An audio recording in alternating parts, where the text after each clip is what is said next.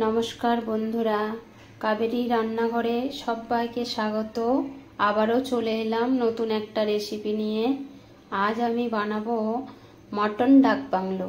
Mutton ডাক bungalow বানানোর জন্য এখানে মটন নিয়েছি, আর এখানে নিয়েছি পেঁয়াজ, 3টে মাঝারি সাইজের পেঁয়াজ কুচি করে নিয়েছি, আর ওখানে নিয়েছি আদা, রসুন আর কাঁচা লঙ্কা বেটে নিয়েছি একসাথে।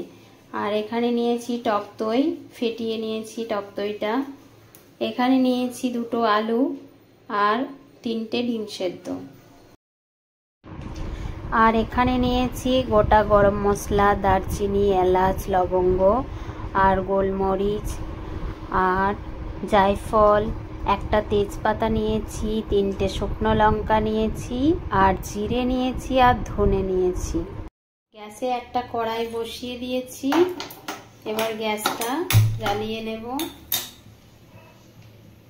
এরপর সব একসাথে ভেজে নেব।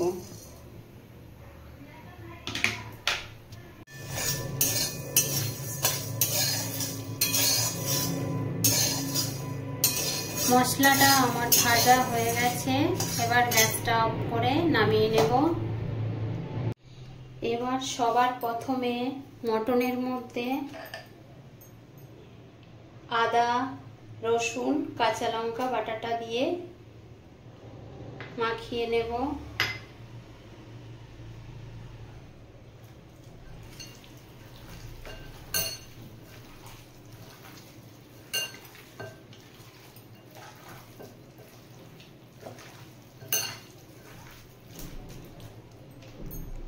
এরপর টক দইটা দিয়ে দেব, টক দইটা দিয়েও মাখিয়ে নেব।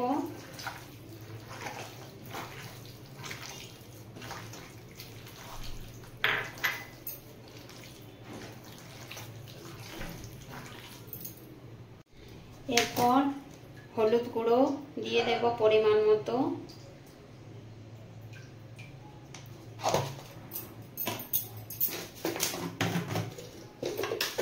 পরিমাণ মতো নুন দিয়ে দেব,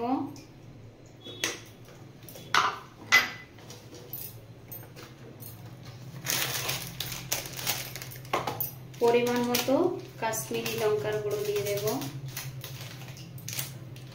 এবার বেশ ভালো করে মাখিয়ে নেব।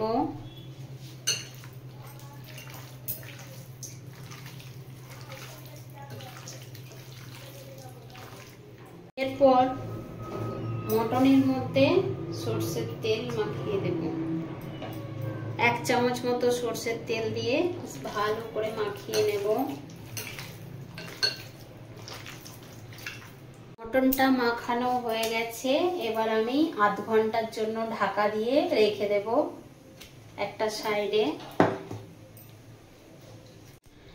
এই মশলাটা আমি একটা মিক্সির বাটিতে নিয়ে নেব, গুঁড়ো করে নেব।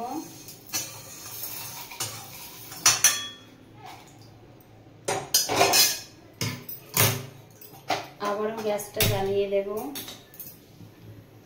মশলাটা আমি গুঁড়ো করে নিয়ে চলে এসেছি। এবার কড়াইয়ের মধ্যে দিয়ে দেব সরষের তেল। কড়াইটা গরম হয়ে গেছিল। প্রথমে আলুটা ভেজে নেব।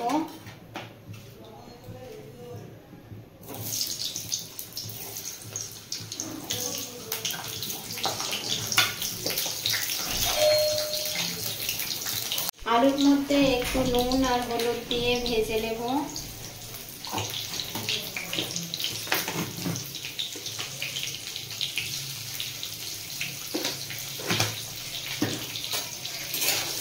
ভালো করে লাল লাল করে ভেজে নেব। আলুগুলো লাল লাল করে ভাজা হয়ে গেছে, এবার তুলে নেব।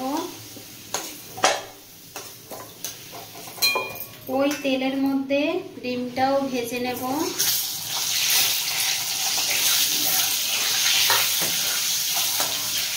ডিমগুলো ভাজা হয়ে গেছে, ডিমগুলো এবার তুলে রাখবো।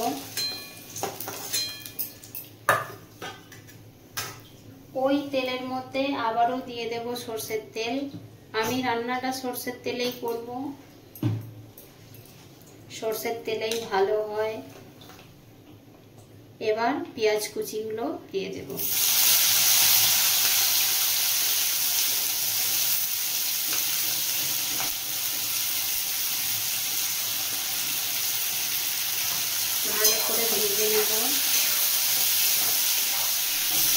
পেঁয়াজের মধ্যে অল্প একটু নুন দিয়ে দেব।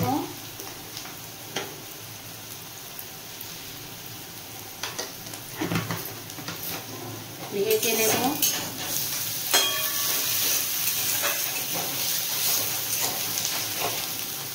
পেঁয়াজটা অনেকটাই ভাজা হয়ে এসছে। এই সময় একটু হলুদ গুঁড়ো দিয়ে দেব।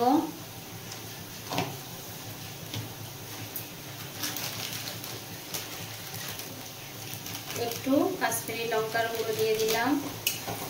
আবারও ভালো করে ভেজে নেব।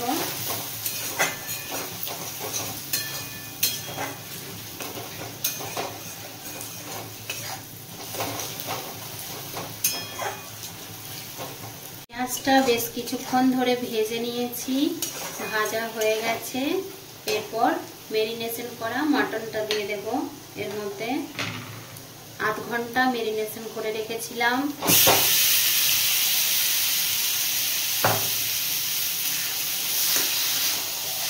ভালো করে মিশিয়ে নেব।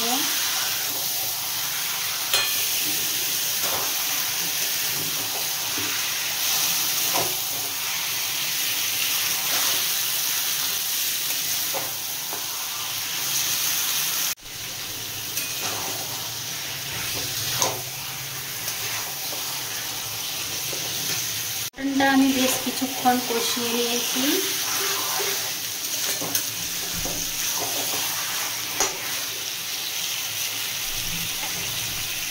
এরপর একটু ঢাকা দিয়ে দেব।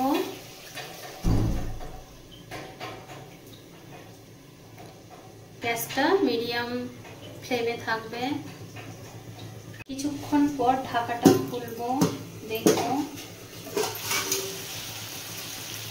জল ছাড়তে শুরু করেছে। আবারও কষিয়ে নেব একটু।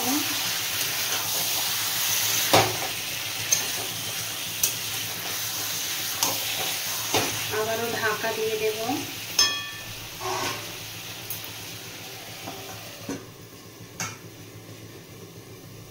আবারও ঢাকাটা খুলে দেখব। আবারও একটু কষিয়ে দেব। এরকম ঢাকা দিয়ে দিয়ে পুরো মাটনটাকে সেদ্ধ করে নিতে হবে।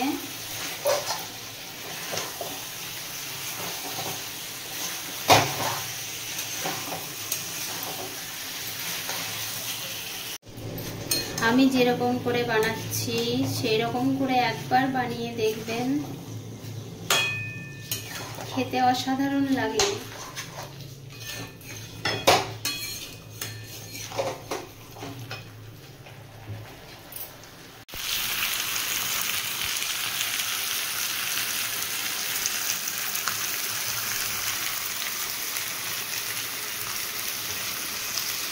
মটনটা আমার কষানো হয়ে গেছে। এবার আমি গরম জল দিয়ে দেব মটনের মধ্যে। আমি গরম জল করে রেখেছিলাম, গরম জল একটু একটু করে দিয়ে দেব আর মিশিয়ে নেব।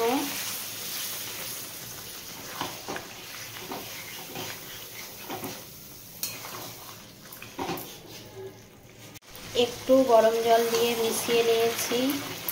আবারও একটু গরম জল দিয়ে দেব।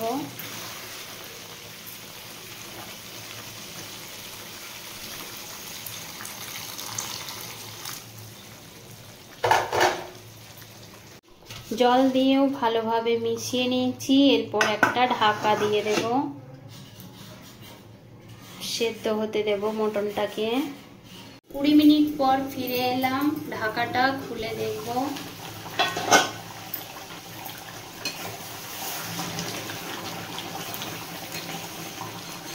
একটু নাড়িয়ে দিলাম।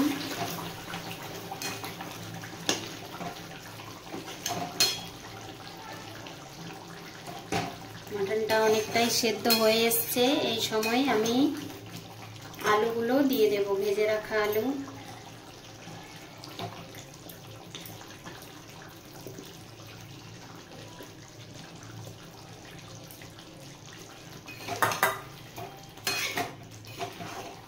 আবারও ঢাকা দিয়ে দেব।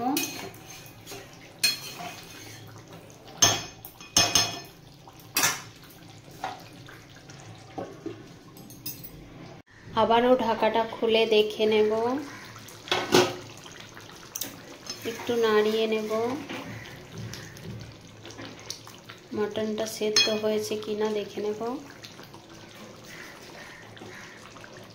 হ্যাঁ, মটন সেদ্ধ হয়ে গেছে, আলুও সেদ্ধ হয়ে গেছে। এই সময় আমি ডিমগুলো দিয়ে দেব, আবারও মিশিয়ে নেব।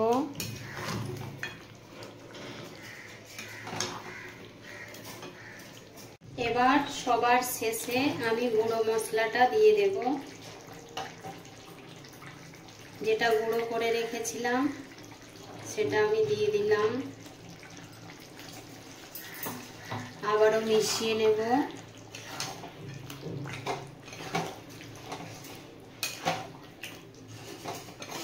মাটন ডাক বাংলো আমার রেডি হয়ে গেছে।